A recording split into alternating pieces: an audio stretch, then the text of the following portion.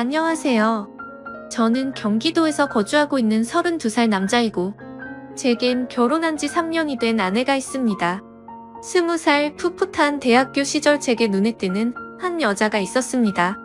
얼굴은 당연히 제 눈엔 가장 예뻤을 뿐더러 뭔가 남들과는 달리 털털한 여자였죠.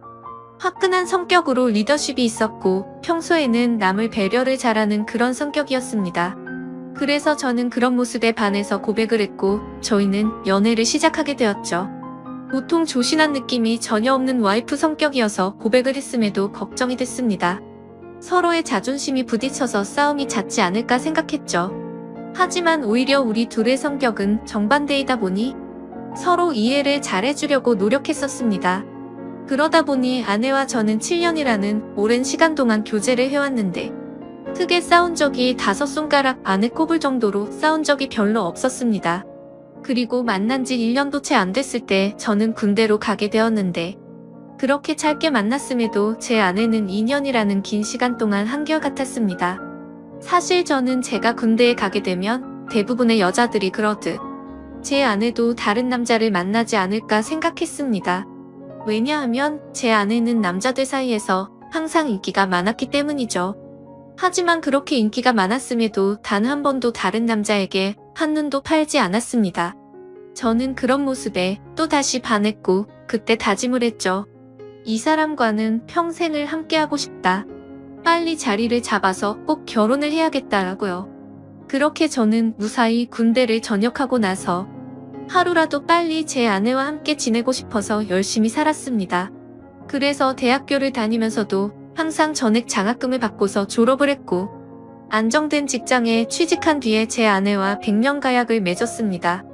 평생을 함께하고 싶었던 제 아내와 결혼을 하고 3년 동안은 누구보다도 행복하고 재미있는 결혼 생활을 이어갔습니다. 근데 갑자기 청천벽력 같은 비보가 전해졌습니다. 장인어른께서 교통사고로 인해 갑자기 세상을 떠나게 되셨다고 연락이 왔습니다. 정말 말로 할 수 없을 만큼 충격적이었죠. 항상 인꼬부부 같았던 장인어른과 장모님은 저에게 존경의 대상이셨습니다. 장인어른은 건망증이 심한 장모님이 세상을 떠날 때까지 평생 책임지실 거란 말씀을 입에 달고 사셨죠. 건강하게 살아야 한다며 등산도 꾸준히 하시고 식단 관리까지 할 정도로 자기 관리가 철저하셨습니다. 그리고 장인어른은 제게도 아들처럼 대해주셨어요. 삶에 대한 얘기도 해주시고 부부간의 생활을 어떻게 해야 하는지 많은 조언을 해주셨죠. 그런데 그런 훌륭하신 분이 뺑소니를 당해서 세상을 떠나다니 정말 너무 많이 슬펐습니다. 그렇게 장인어른을 떠나보낸 저희 부부는 얘기를 나누었습니다. 외동딸인 제 아내는 장모님께서 혼자 계시는 게 걱정된다고 하였고 마음이 추스러질 때까지 저희와 같이 지내는 게 어떻겠냐고 물어봤습니다.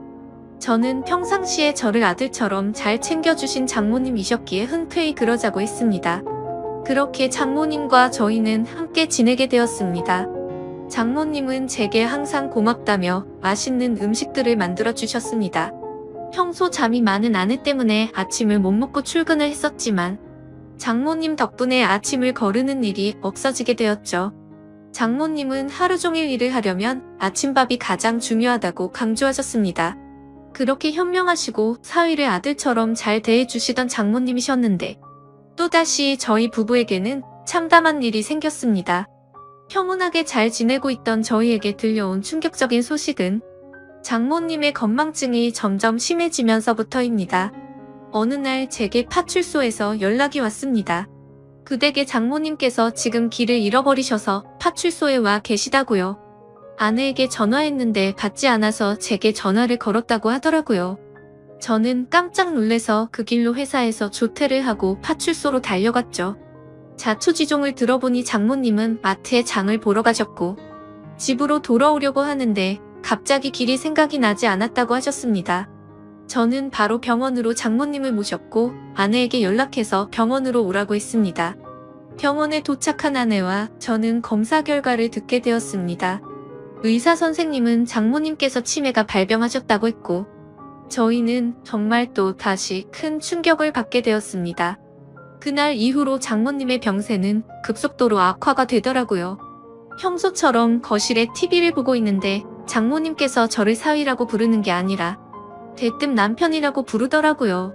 처음에는 치매 증상이 오래 지속된 게 아니셔서 장모님은 말 실수를 했다면서 제게 미안하다고 몇 번을 사과했지만 저는 오히려 그런 장모님의 모습이 슬프고 안쓰럽더라고요. 그래서 저는 장모님께 괜찮다고 걱정하지 말라고 말씀드렸고 앞으로 치매 증상이 더 심해지면 어쩌면 좋을지 아내와 상의를 하곤 했습니다. 그러다 어느 날 아내는 동창회 모임을 가게 되어서 저녁에 장모님과 제가 단둘이 있어야 할 때가 있었습니다. 그렇게 장모님과 사이좋게 소파에 앉아서 TV를 보고 있는데 갑자기 치매 증상이 찾아왔던 장모님은 저에게 또 다시 여보라고 부르더라고요. 그러더니 갑자기 제게 뽀뽀를 하려고 하더라고요. 예전에는 치매 증상이 와서 저한테 여보라고 부르면 제가 돌아가신 장인어른인 척하면서 맞춰드리기는 했지만 장모님이 저한테 뽀뽀까지 하려고 하니까 도저히 어찌할 바를 모르겠더라고요. 그래서 저는 그런 장모님에게 아무렇지 않은 척하면서 뽀뽀하는 장모님을 막으려고 최대한 애를 썼지만 힘이 워낙 좋으셔서 피하기가 참 힘들더라고요. 평상시에 아무리 아름다운 외모를 가진 장모님이었다고 해도 존경하는 장모님이고 제 아내의 어머니인데 그런 분이 저보고 여보라고 부르면서 뽀뽀를 하려고 하니 정말 부담스럽고 너무 당황스러웠습니다. 다행히 그때 때마침 제 아내가 집으로 돌아왔고 당황해하고 있는 저를 보면서 뛰어 들어오더라고요. 아내도 너무 놀랐는지 장모님을 떼어내며 엄마 정신 차려 징그럽게 무슨 짓이야 라고 말하는데 내심 치매로 힘들어하시는 장모님을 보고 있으니 마음이 아팠고 속상하더라고요.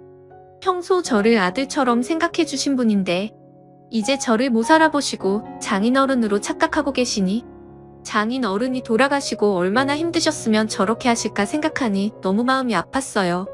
그 후로 한동안 치매 증상이 나타나지 않다가 아침에 일어났더니 장모님은 이제 원래의 모습이 사라지셨습니다. 정상적인 사고방식은 볼 수가 없었고 치매 증상이 계속 이어졌습니다. 이제는 저에게 우리 사위라고 말하지 않고 항상 우리 서방, 우리 여보라고 말씀하십니다. 저는 장모님께서 저를 보고 남편이라고 생각해도 아무렇지 않게 받아들이고 있지만 그런 장모님을 보면서 제 아내는 매일 밤마다 혼자 숨어서 울기만 하네요. 저도 이렇게 마음이 아프고 슬픈데 제 아내는 오죽할까요? 갑자기 건강하시던 아버지가 곁을 떠나가고 의지하던 어머니는 갑자기 치매 증세가 발병하셨으니요. 아내는 엄마가 아이가 된 것 같아서 너무 속상하고 슬프다고 했고 그런 엄마 때문에 제가 매일 힘들어하는 것 같다면서 저에게 미안하다고 매일같이 사과를 하네요.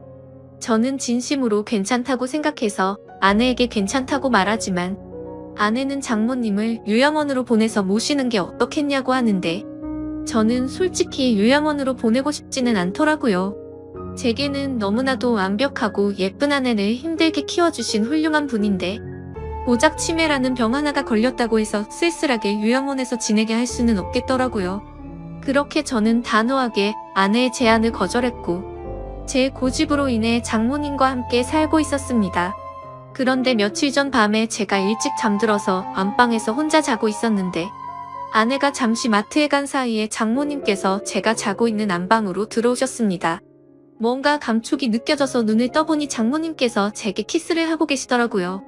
처음에는 방이 어두워서 제 아내인가 싶었습니다. 그런데 대뜸 이런 적이 없었기에 저는 다시 자세히 보니 장모님이더라고요. 그때는 얼마나 놀랐던지 모르겠네요. 저는 깜짝 놀란 나머지 그런 장모님을 밀치면서 저도 모르게 무슨 짓이에요 라며 화를 벌컥 내버렸습니다. 제 화난 모습에 장모님은 결국 아이처럼 눈물을 흘렸습니다. 아내는 마트를 다녀오고 나서 장모님이 우는 모습을 보면서 놀라더군요. 갑자기 무슨 일이냐고 물었고 저는 어떻게 된 일인지 차분히 설명을 해줬습니다. 충격받은 아내는 한동안 실성한 사람처럼 펑펑 눈물을 흘리기 바빴고 그날 밤 제게 진지하게 말했습니다. 이러다간 일이 더 커질 것 같다며 제발 요양원에서 모시자고 애원을 했습니다. 아내는 만약 자신이 혼자 사는 미혼이었다면 장모님을 요양원에 보내지 않고 본인이 치매 걸린 엄마를 케어했을 거라고 하며 지금 결혼한 입장에서 저와 계속 마찰이 일어나다 보니 도저히 지금처럼 다 같이 지내면서 모실 수는 없을 것 같다고 하더라고요. 저는 아내가 어떤 마음으로 그렇게 애원하는지 알았죠. 그래서 저는 도저히 고집을 부릴 수 없어서 아내의 뜻에 따르기로 결정했습니다. 사실 저 또한 고민은 많았습니다. 아내에게 조차 말하지 못한 사실이 있었죠. 아내가 없을 때마다 장모님은 저에게 몰래 다가오셔서 한마디씩 하셨습니다.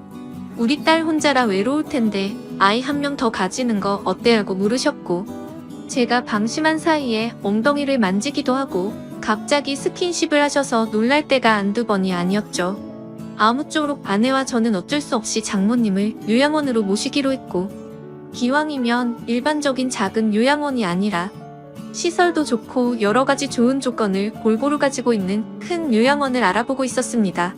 장모님이 건망증이 심할 때부터 미리 들어놓은 보험이 몇 개가 있기도 했었고, 아내와 제가 어느 정도 경제적인 능력이 있었기에 좋은 요양원에서 모시는 것 정도는 크게 부담이 되진 않았습니다.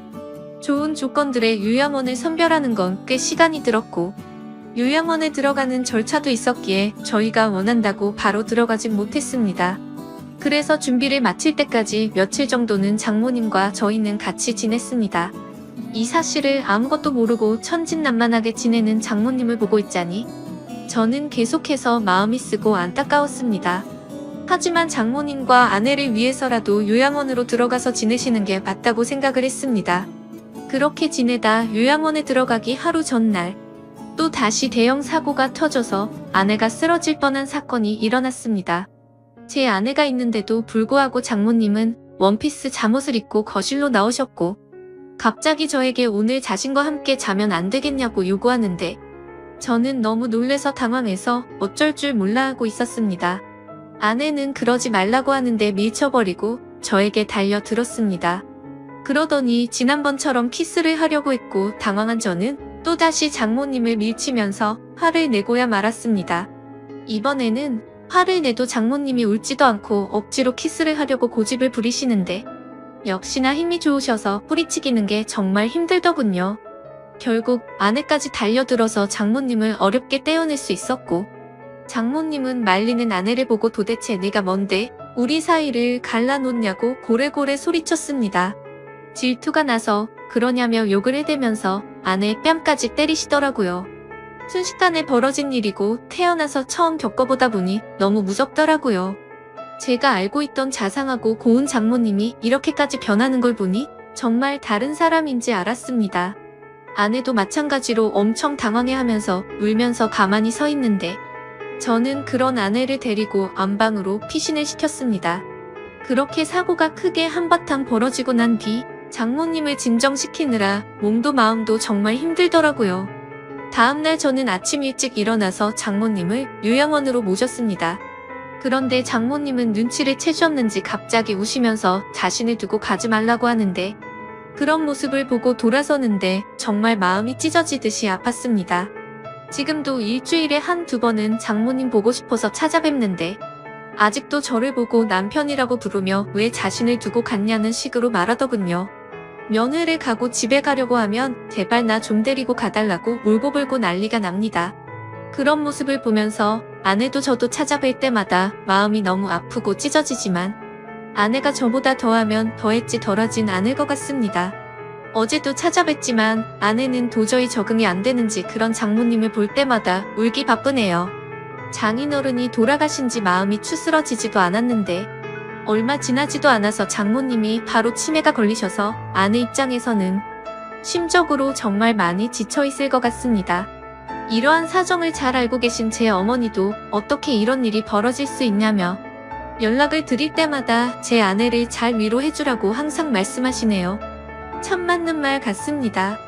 어떻게 이런 안 좋은 일들이 한순간에 벌어질 수 있을까요? 저도 마음이 이런데 제 아내는 외동딸이라 같이 슬퍼할 형제 자매도 없어서 안쓰럽습니다. 생전에 장인어른과 장모님은 항상 금술이 좋기로 유명했다고 합니다. 동네에서 모르는 사람들이 하나도 없었고 부부의 금술이 너무 좋으면 아이가 잘 안 생긴다는 미신에 걸린 듯 장인어른 장모님은 결혼한 지 거의 6년 만에 정말 어렵게 제 아내를 가졌었다고 합니다. 심지어 지금은 아내가 튼튼하고 건강해서 아무렇지 않아 보이지만 태어났을 당시에는 건강이 좋지 않아서 엄청 걱정을 많이 했다고 하더라고요. 그렇게 어렵게 건강을 회복시키느라 고생을 하셨고 애지중지 키운 소중한 딸이었기에 평소에 제 아내와 장모님은 너무나도 사이가 각별했습니다. 그렇게 인생에서 가장 소중한 어머니가 치매에 걸리게 되니 딸의 입장인 아내는 당연히 힘들 수밖에 없다고 생각이 듭니다. 제게 직접적으로 말로 표현하진 않지만 옆에서 지켜보고 있으면 웃음도 사라졌고 넋이 나간 사람처럼 멍하니 있을 때가 많아졌습니다. 저는 사위일 뿐인데도 이 글을 적으면서 장인어른 생각과 장모님의 생각에 눈물이 나네요. 정말 누구보다 정정하셨었고 항상 웃음 넘치고 화목하기만 했던 부부셨는데 이런 현실이 일어났다는 게 믿어지지가 않습니다. 아무쪼록 장모님께서 아무리 난감하고 감당하기 힘든 일로 저를 당황스럽게 하셨지만 저를 아들로 생각해주시고 잘해주신 모습들이 제 어머니 같았습니다. 그래서 앞으로도 자주 장모님을 찾아뵐 생각이고 제 친어머니를 모시듯 잘 보살펴 드리려고 합니다. 그리고 제 아내를 예쁘고 멋진 사람으로 키워주신 은혜에도 정말 감사드리고 있고요. 왜 착하고 고우셨던 우리 장모님에게 이런 일이 찾아오는지 가끔은 가슴이 미어터지네요. 치매는 유전도 심하고 어린 나이에도 올 수 있다고 하니 제 아내에게는 결코 그런 일이 없도록 옆에서 든든히 지켜주려고 합니다. 두뇌 회전에 좋은 일들도 계속해서 많이 할 거고 앞으로 건강한 삶을 살기 위해 노력하려고요. 그리고 제게 좋은 말씀을 많이 남겨주신 장인어른의 마음도 본받아서 제 아내와 장모님을 지켜줄 겁니다. 살면서 많은 사람들에게 벌어지지 않는 일이겠지만 이번 일을 겪으면서 치매 증세로 인해 곁에서 고생 중인 가족분들의 노고를 잘 알게 되었습니다. 세상 모든 사람들이 치매로 인해 이런 아픔을 겪지 않았으면 좋겠네요. 감사합니다.